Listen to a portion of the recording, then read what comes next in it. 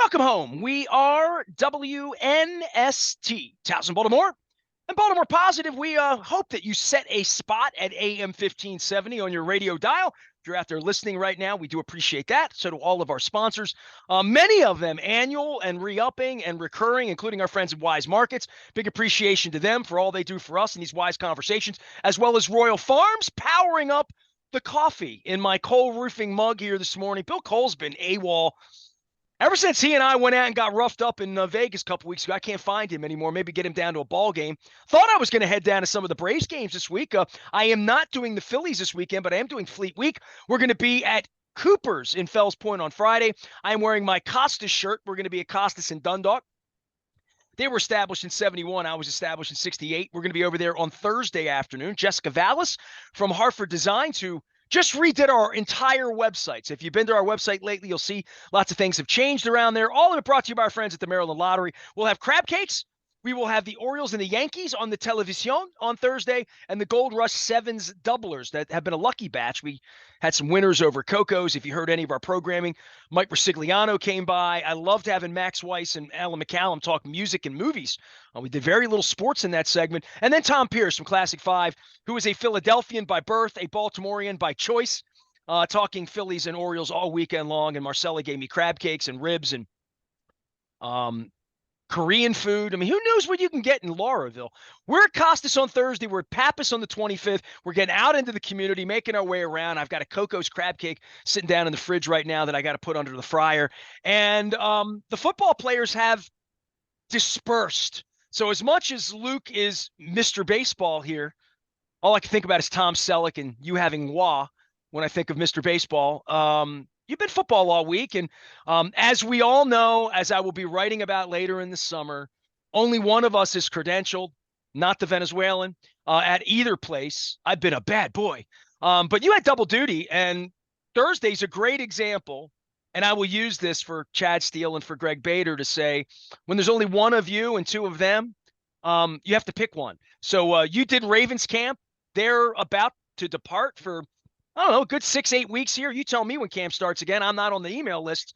But a quiet kind of exactly what you wanted, right? I mean, you missed a couple baseball games out of this, but good football practices, people showing up, the Marlon Humphrey news on Thursday.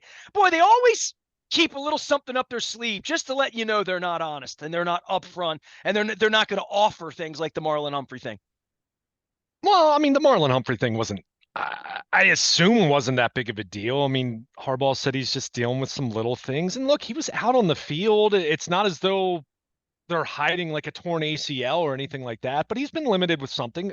Is it anything, the remnants of some of the injuries he had last year? I mean, I wouldn't think so, but it's, kind of continues the concern about Marlon Humphrey and his availability and knowing Well, if you're how much injured, money you he's haven't played making. football in 6 months. That's not good.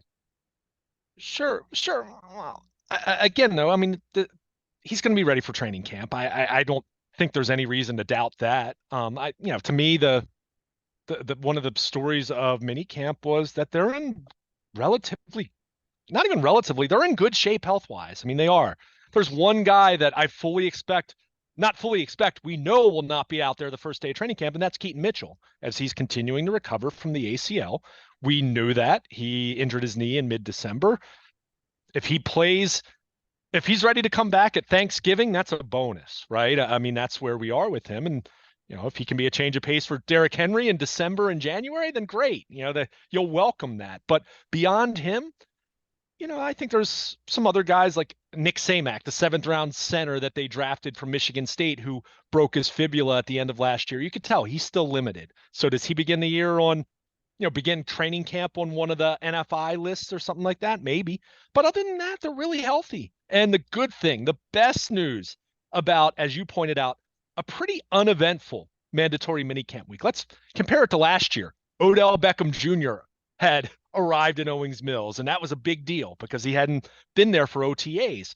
2 years ago, it was Lamar showing up after skipping all of OTAs and not knowing what his contract situation was going to bring. This year, this week, it was quiet, and that's a good thing. You want uneventful in mid-June.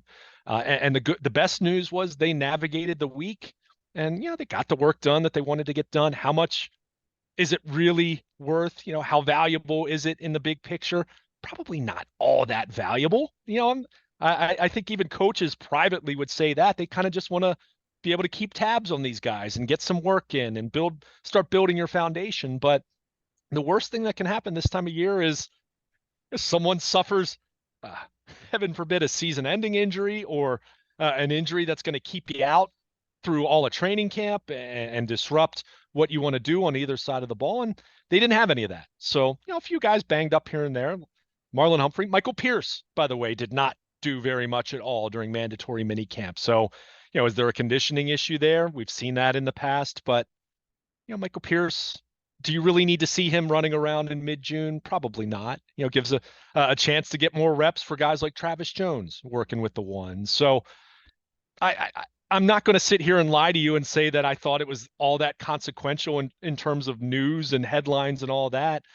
We saw some different offensive line combinations, a few clues here and there in terms of what the pecking order might be for 3 open spots. But beyond that, you got some highlight plays here and there, some plays that need some work, some pre-snap penalty issues, but nothing that changes the trajectory of this football team, which we expect to be really, really good, even if they'll have a tough time matching the regular season success of last year. But when you're in the position that the Ravens have been in here in recent years, we know it's all about January. So nothing that happened in June feels like it will be remotely consequential unless someone gets hurt. And they did not sustain any serious injuries, anything along those lines. So with that being said, it was a successful week, even if it was a pretty uneventful week. This will certainly not be one of those mini camps that I'll be thinking about even in 6 weeks as they're reconvening in Owings Mills, starting off training camp. I don't think I'm going to be thinking back to anything that happened the week of mandatory mini camp. That's good. That means nobody got hurt. That means nothing catastrophic happened. All of the good things we would talk about at the beginning of the week that the organization hoped to accomplish. I came really close to buying that Derrick Henry Oilers jersey. I didn't buy it. It got away. It was the right size. I was afraid it must have stunk or something for $20, but I should have bought it. The Derrick Henry thing for you, and you and I we'll reevaluate this every Monday for 18 weeks. I don't say you were in the other camp, but this is fun. This is what makes our conversation, we feel differently about Lamar. I get beaten up on the YouTube comments every day about that. I think you and I have felt differently about Derrick Henry. I am much more bullish on this being a tack for them to take to win a championship, that having that kind of guy in January when the weather might not be good here, there, or anywhere, and he seems to be happy here. And Eric seems to be like, we got a guy, not a maybe. But the whole thing about running backs is they've been so devalued that anybody can run the ball. We can draft anybody in the 3rd or 4th round. We can Keaton Mitchell it out unless he gets hurt, or we don't have to Saquon Barkley our running back situation from a draft perspective, draft collateral perspective. Where are you on the Henry thing now that it's marinated a little bit? Because you and I aren't going to talk about football for 6 weeks, 8 weeks, whatever. And we'll get together and it'll be all this pitter patter in August and fake football and injuries and nags and all that.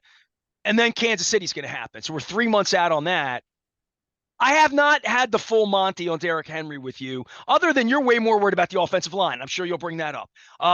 Where are you with Derrick Henry in regard to this being a successful acquisition?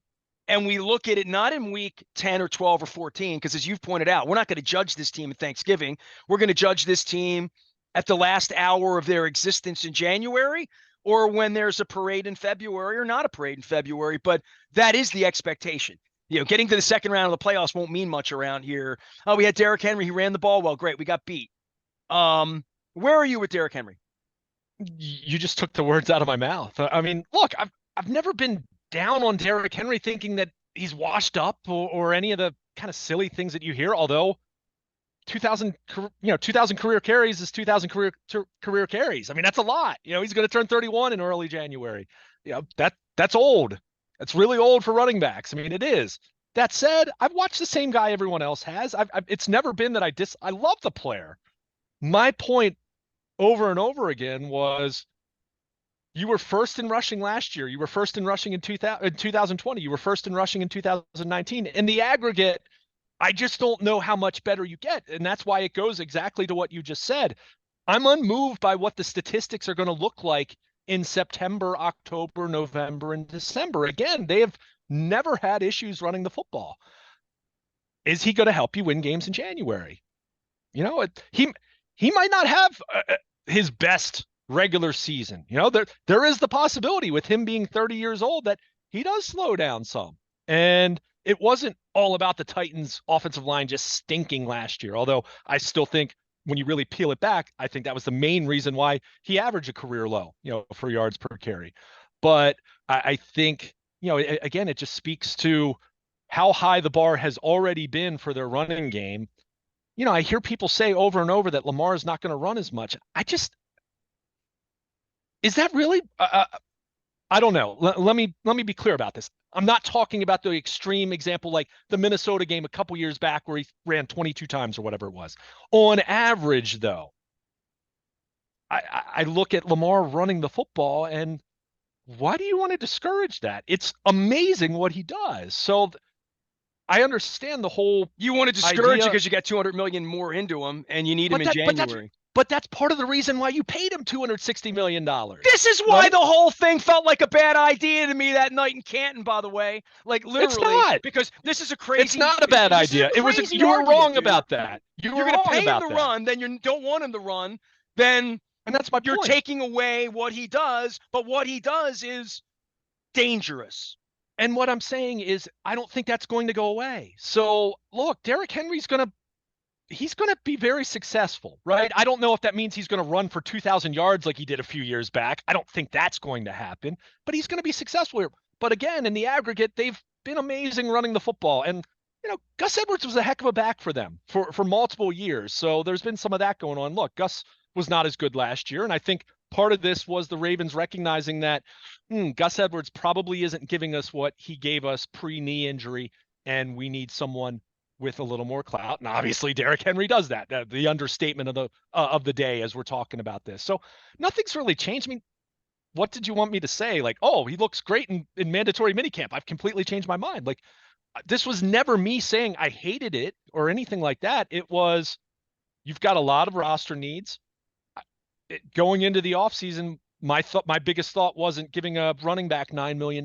But there is a thought that if you were to have spent that money on, let's say, Zeitler and Moses, let's say they're a year younger and you feel better, and you've got an $8 million guard and a $7 million tackle, that's better spent than $12 million on a running back. Like, to something in your mind, but that's you reading all of these websites and all the analytics that we could just draft a 23-year-old that's going to be better. We've done that. We tried that, right? Or the Mark Ingram theory, which I liked him more as a player than apparently you did, and you spend more time in the locker room than I do. But I don't think they've been the same offense without a Hoss. Now, they thought they had a Hoss. They drafted a kid out of Ohio State, like all of that, but it didn't work. And now they're going with this way. Look, I got a lot of problems with Eric DeCosta. He knows this. Everyone around him knows this, but I don't have any problem with the football side of this. And I've always been down with this. And I think, dude, if they win the Super Bowl, I'm going to be the first one locked out while you're having a good time. Where's the Super Bowl this year? New Orleans? Oh, I don't even know. I'm not even sure. Yeah. Well, you'll be there having a good time. On the spot there. And I'll be the one on Zoom with you when you're hungover after the parade in New Orleans saying, I told you so. To me, I love this move. I've loved everything about it because I don't love Lamar running. Like, to you, I don't love my quarterback running into linebackers. So I have the exact – I don't dislike Lamar. I dislike Lamar when he runs 16 times in week 8 and then can't play the rest of the year, which we've seen happen to in the last 3. Got hurt as a passer both times he got hurt, but go ahead. I love when you retort with that, but the risk because it's facts. Fair enough. It's fact. Go ahead. I'm sorry. I'm not trying to be too. I just we're gonna have this argument, this debate the rest of the year. I like Derrick Henry better at running back as I go to bed in June And I think Eric DeCosta, he goes on vacation with his family. He sleeps better than he would with a rookie or a banged up rookie or a guy who was hurt last year or like. Now that being said, he's going to sleep not knowing who his right guard and right tackle are, right? I mean, but he Right. drafted for that, and they believe in that. We'll see how that works out. But it's whack a mole. You only have so much money, and they've decided to spend it this way after doing it the other way.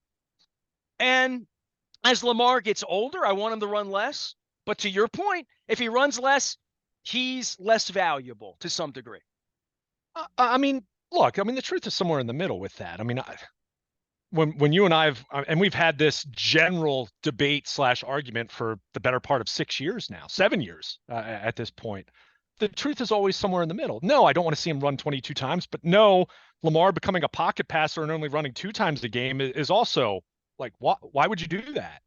Why would you do that? So yeah, there's middle ground here. And I guess my point has always been, and Keaton Mitchell was the latest to prove this, is because Lamar Jackson is there, my thought was always, why do you need to spend and have that luxury of a high profile, highly paid back? Because just Lamar's mere threat to run makes everyone better. And Keaton Mitchell is the latest example of that. Gus Edwards was an undrafted free agent who averaged 5 yards per carry year after year after year, other than the year he was hurt.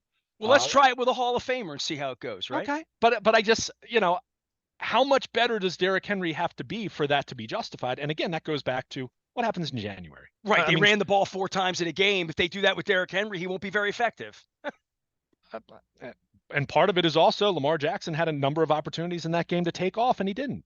And do you think they look back at that game specifically and said, if we had Derrick Henry in that game, we would have run the ball more and more effective? I mean, I do wonder about that because sure, you and I have had conversations in the last 2 trading deadlines about whether adding Derrick Henry and going all in October when maybe the Titans wanted to give him away a couple of times and dump his salary. And lo and behold, they clearly coveted him, dude. Clearly, Eric DeCosta listens to WNST, or at least subscribes to my theory in regard to Derrick Henry, because I've been pimping Derrick Henry from the beginning. So no one's could be more all in. Now, it is a little late in the game. It would have looked better last year. I don't know that they're going to get to the champion. A lot of things are going to have to go right for them to be 13-4 again this year and be hosting championship games to have that opportunity. And look, they don't want to talk about it. They don't want to talk about the championship game and run. I mean, the last thing they want to do is have Chad Steele give me a press pass and go back out there and say, John, about that championship game and the running. Like, he's been thinking about this for 6 months because they pooped the bed, dude. I mean, and when you look back at the game plan around the country, when I talk to JT, when I talk to football people, when I do their shows in other markets and they talk to me about the Ravens, it all comes back to what the hell were you guys doing in a championship game not running the ball? And they have to pound on that, whether you're asking questions or whether it's not cool to ask. That's last year. We don't talk about like whatever John would say. They didn't talk a lot about that, like as much as the fan base was pissed off about it. But they've alleviated that because they have a guy who can run. I mean, and I don't know that they had the right build for doing this 6 months ago. Fair enough. And let me be clear. I am not at all suggesting when I'm not doing cartwheels over that signing back in March, I was not at all suggesting that the Ravens were completely fine at running back either. Let me be very clear about that. There are multiple ways to address that. And my thought was, do something like the Bengals did, for example, which Bengals got rid of Joe Mixon and Zach Moss, the guy from Indianapolis, who, by the way, ran against the Ravens really well early last season, who signed for a fraction of what Derrick Henry got. I thought that was one way to, you address the running back position. You look, draft a back like the Ravens ultimately did, although, I'm not sure Rasheen Ali is going to really be much of a factor as a running back this year. Who knows? Maybe he will be, depending on what happens, because they're going to need someone else besides Derrick Henry. And, is Justice Hill that guy? He will be if he's healthy, but we also know Justice Hill has had a career of getting nicked up from time to time. Last year was the healthiest he had stayed. And a fumbling. Can you count on that? Can you count on that 2 years in a row? So let me, again, I can't be more crystal clear. This was never, Derrick, that signing was terrible. They were fine. No, it was never that. It was, okay, I agree. You needed to address running back. Is that the way I would use my limited resources? I'm not so sure. And it's more of that. And also, Derrick Henry at some point in time. Now, it might be when he finally retires and he's sitting on his couch on Sundays, but at some point in time, he is going to slow down. And it's a lot of wear and tear. I mean, 2,000 career carries we're talking about. So it's a lot.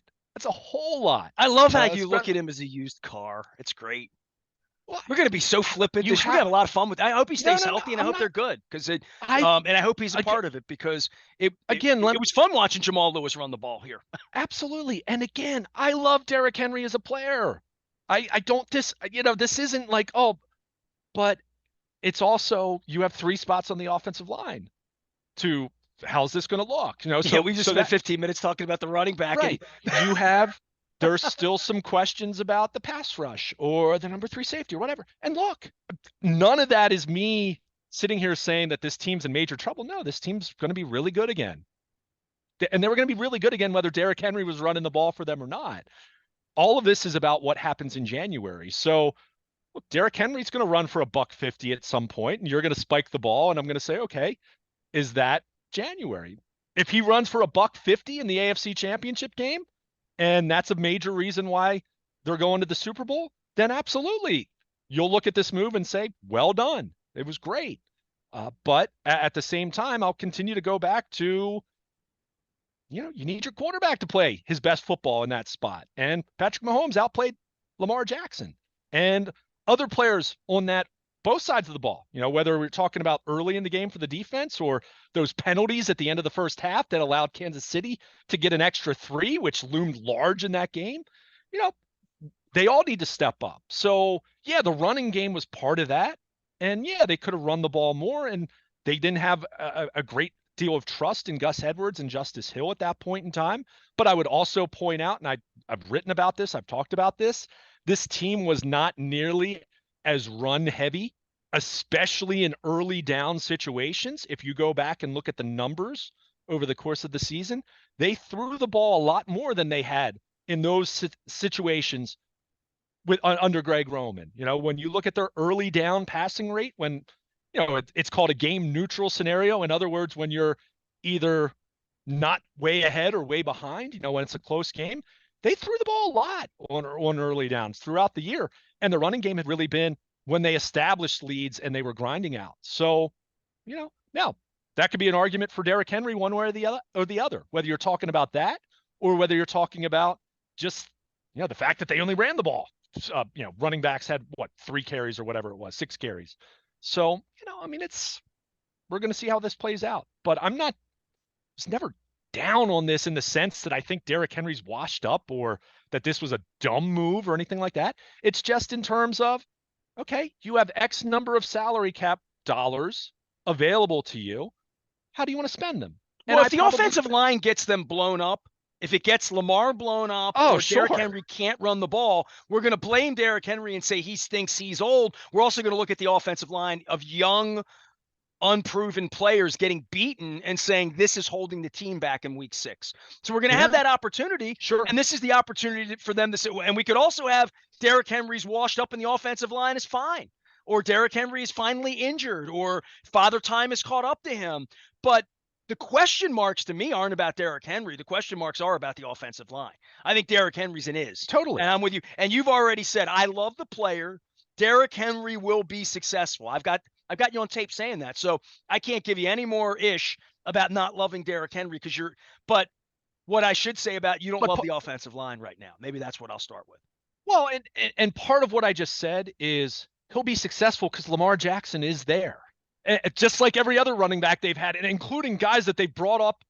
Look at the Latavius Murray, Devontae Freeman year. They brought those guys in off the street, and they still had a good running game that year. Why? Because of Lamar Jackson. So I guess, again, for me, it's you've always been able to do something at a really high level. So that to me was a thought of maybe I allocate my limited salary cap resources elsewhere. And that was always the gist of my argument.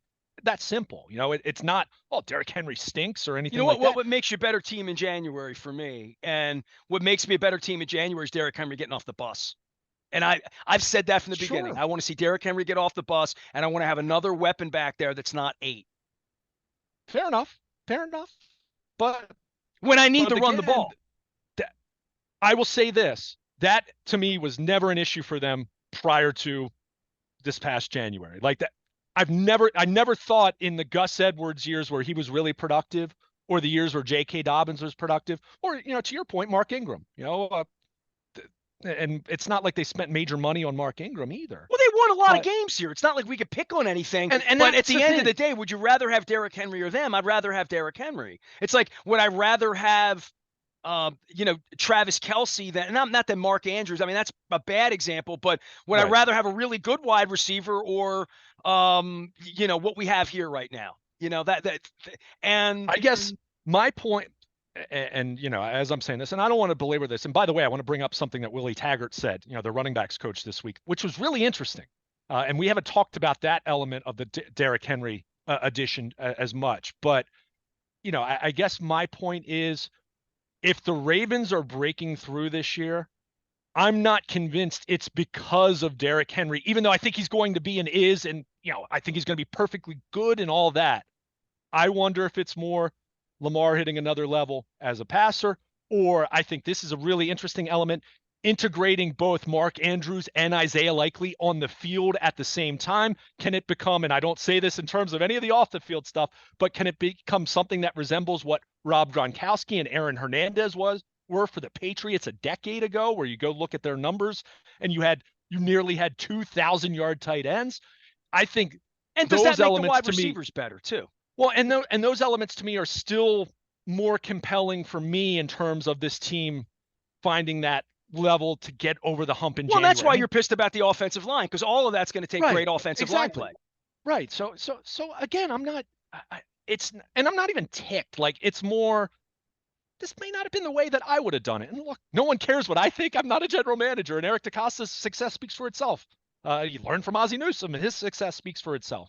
So it's just that. But Willie Taggart, one thing you and I haven't talked about a lot, which is actually a really interesting element, and I'm still curious to see how it fits perfectly.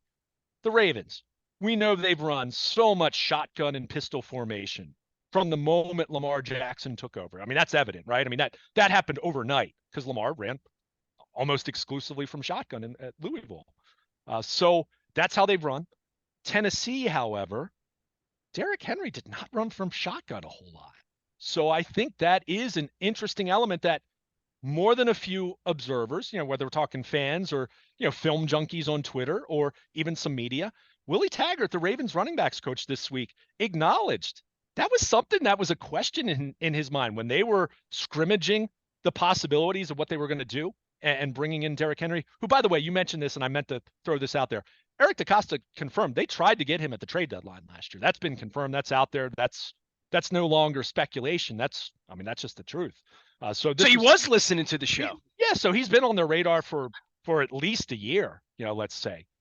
But Willie Taggart flat out acknowledged that was something that he had some questions about. Now, he said all the right things as far as, when I've seen the big man come in here and I see the way he moves and how quick he still is and all of that. And look, Derrick Henry's that's why I said, I didn't expect, even if I have some skepticism about the philosophical decision here, it's not like I expected Derrick Henry to look washed up in the spring or anything like that. I mean, it looks like Derrick Henry. He's amazing.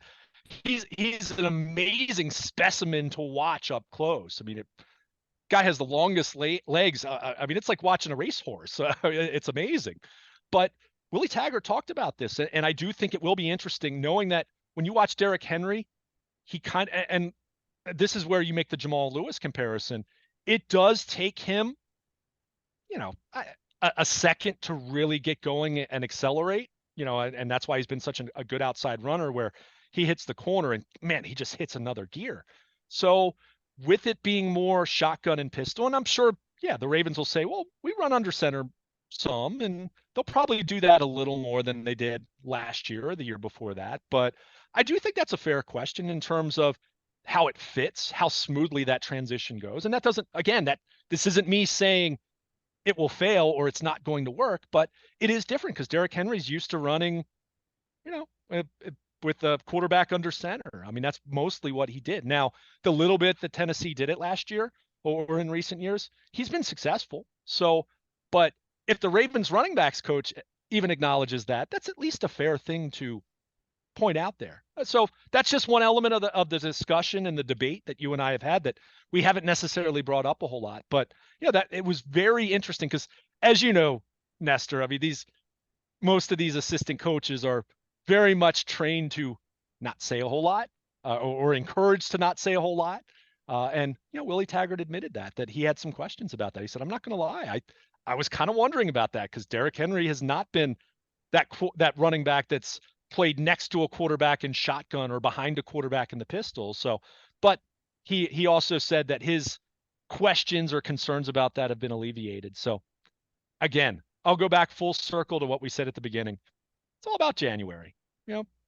Derrick Henry rushes for 1,500 yards and all that, but then gets stopped or they don't use him in the playoffs or whatever happens where he's not much of a factor and they get beat. Then we're going to look at the move and say, not necessarily that it was a bad move, but we'll say, it didn't really move the needle. Everything they do now, it's about January. I mean, it really is. And that's what's tough. I mean, you don't want to wish the season away or wish the regular season away. And we talked about this with the Orioles with what's going on right now with playing the Phillies and the Yankees and the excitement of this week, that everyone's focused on ramifications for October, but enjoy the journey. But when you've been on that journey so many times and you've thought that this is the year, and we've talked about that, especially in 19 and last year for the Ravens, you got to break through. And if Derrick Henry helps them break through, then who cares how much money they paid him then? It was well worth it. But if it ends up being much of the same in January, then we'll look at it and say, not that it was a bad move, but you'll say, didn't really move the needle at the end of the day because X, Y, and Z still needed to happen and didn't. So, we'll see how it plays out. But again, Derrick Henry's a blast to watch. I'm not down on the player. It was always for me about allocation of limited cap resources and questioning whether I would have done it a different way. But again, I'm not a NFL GM, so I'm not saying it's wrong. It's just I had an opinion and a thought about it, and I'm firmly in the camp of not paying running backs. The 49ers just paid Christian McCaffrey a whole bunch more money, and I suspect in a couple years they're probably going to regret that. But for right now, Christian McCaffrey is the best running back in football, so he's going to help you win games, and he's helped them go to Super Bowls and everything. So I think they've all accepted dead out. money in the cases of this. And I think the Dodgers accept dead money in baseball and the Yankees do too. It's just, they look at that. Well, you have to in baseball. At that 30, 40, 50 million off the top, that it doesn't matter to them. It matters a lot to, the Royals or the Orioles or the Pirates. And it matters certainly in a football sense of opportunity cost. The money sunk into Derrick Henry. It's not going to be sunk into a right guard or right tackle that becomes available. Yeah. Well, and in fairness, Eric DeCosta would say, "Okay, Luke, what guard did you want what guard did you want to sign? Did you want to bring back Kevin Zeitler?"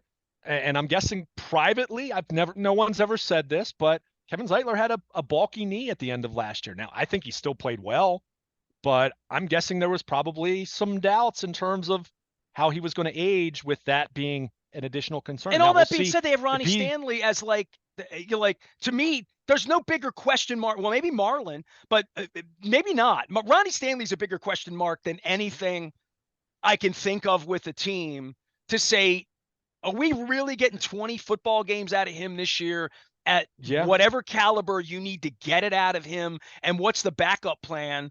And that's the problem with the offensive line. To my way of thinking, it's a little bit of a house of cards. Like, I love the center. I love the center.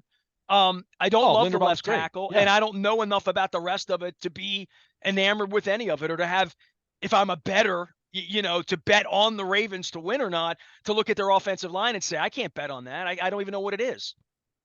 Yeah, and to go back to what we were talking about with the Derrick Henry in January argument, there's another thing. If the Ravens breaking through, I'm guessing they're getting a healthier, better version of Ronnie Stanley than they've gotten in recent years. I mean, I think I would not bet on that. I would bet against that.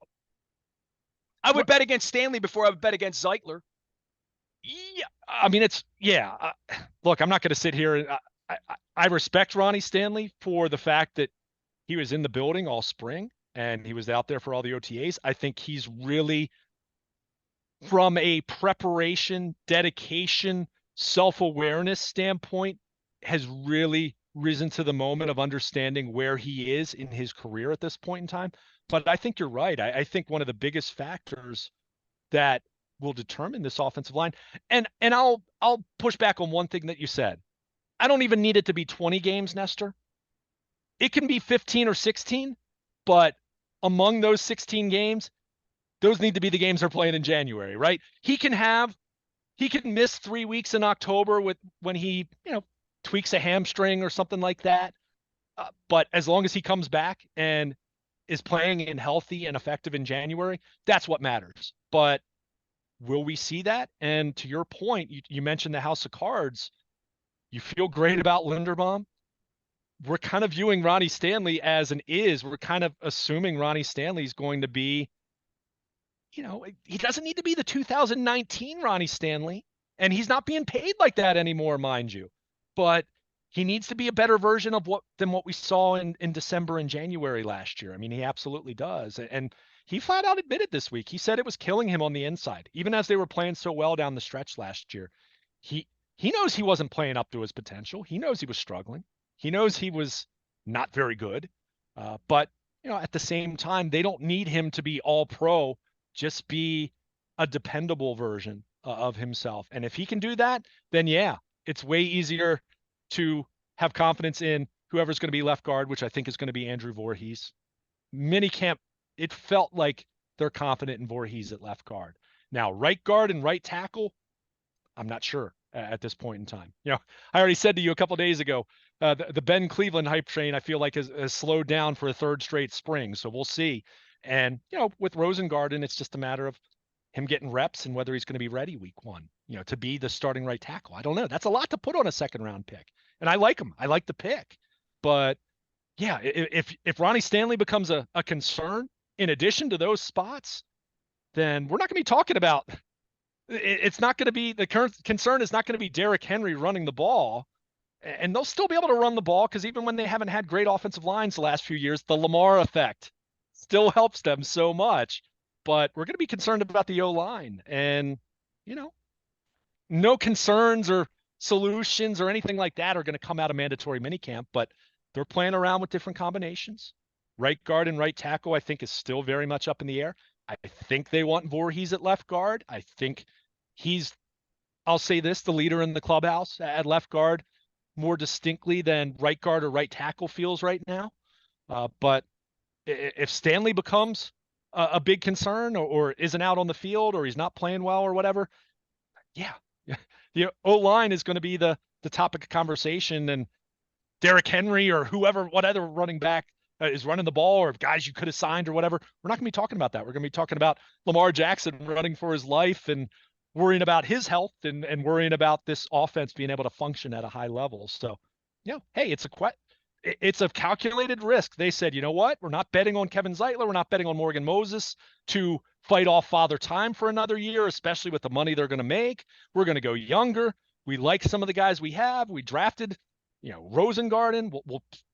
They could still go out there and acquire someone. I think that's still very much in play between now and the trade deadline, let's say, not even week one. So, we'll see how it plays out, but a lot of spots to fill on the O line. I mean, one spot, that's kind of annual cost of doing business, right? I mean, they've gone into training camp having one spot up for grabs. It's been left guard the last few years. But to be in a position where you have three and one of the other two that's a known commodity is a guy who hasn't been as good and has been on and off the field and had the chronic, terrible ankle injury 4 years ago. By the way, it's crazy that was 4 years ago at this point, with Ronnie Stanley. But, they've got to figure this out. And I'm not saying they won't, but these are very real, serious questions for a football team that has Super Bowl aspirations. I mean, dare I say in the history of football, Super Bowl era, how many Super Bowl winners had three new starters on the offensive line? I'm sure it's happened, but that's not an area that you want a lot of turnover necessarily, unless you're talking about a really bad O line. And it wasn't bad last year. It's just it was getting older and a little banged up down the stretch. So we'll see how it plays out. But yeah, my focus has been way more on that than how Derrick Henry has looked, because Derrick Henry's looked perfectly fine in the spring, But how's that all going to come together in September? We're all intrigued because there are a lot of new moving parts to this operation as they try to grow in year 2 under Todd Monken. I love the player. Derrick Henry will be successful. Quotes Luke Jones. So you can find Luke at Baltimore Luke. He will be out on the interwebs. We had a nice little conversation there about the Ravens. I think we're going to put the Ravens away for a little bit here. It's baseball season. Phillies, Yankees, Guardians, Astros, all like around the corner around here. But a great summer ahead, and hopefully the Ravens players stay out of jurisprudence, out of the headlines, off the Instagrams and the interwebs. And when do we? When will the next appearance be? July 23rd? What is it? It is not set yet. They usually send out the training camp schedule in the next week and a half or so. But I'm guessing, I think somewhere around July 23rd, 24th, that feels about right. They start the season September 5th. It's that earlier September start, because Labor Day is so early in September, as we look at the NFL calendar on an annual basis. So we're about 5.5 weeks out, 5.5 weeks out. It's not quite as long of a break as we think. It feels like, and heck, if the NFLPA gets its way, they'll be reconvening in early July, the way it sounds like in the future years. But they get some time off, and yeah, they're going to go away for a little bit. And as I've said throughout the spring, that's okay. You want quiet. You don't want any players getting arrested or guys getting injured working out, on their own, which happened a couple times last year to, their long snapper tore his Achilles before training camp started last year, if you remember. So those kind of things can happen. So yeah, quiet, go away, respite, Play work out, baseball, make eat sure you're hot staying in dogs, shape, have crab and cakes. watch baseball if you're a fan. And Luke becoming, by the next time we meet, will be an Uncle Deuce by the weekend. So Orioles all weekend long and all week long. We're doing the Maryland Crab Cake Tour, courtesy of our friends at the Maryland Lottery. Have the Gold Rush Sevens doublers. The top prize is $10,000. But we gave $20 away at Coco's on Wednesday. At Cooper's on Friday. I'm wearing my Costas shirt. We'll be at Costas in Dundalk on Thursday before the Orioles hopefully sweep away the Yankees in the Bronx. And then we're at Pappas on the 25th, which is the Tuesday. All of it brought to you by our friends at Liberty Pure Solutions, keeping our water clean, as well as Jiffy Lube Multi-Care. New website up. We got lots of things happening around here. We got great summer baseball and really good weather. Enjoy yourself. Play all these fun games responsibly. He's Luke. I'm Nestor. We are WNST, AM 1570, Towson, Baltimore, and we never stop talking Baltimore positive.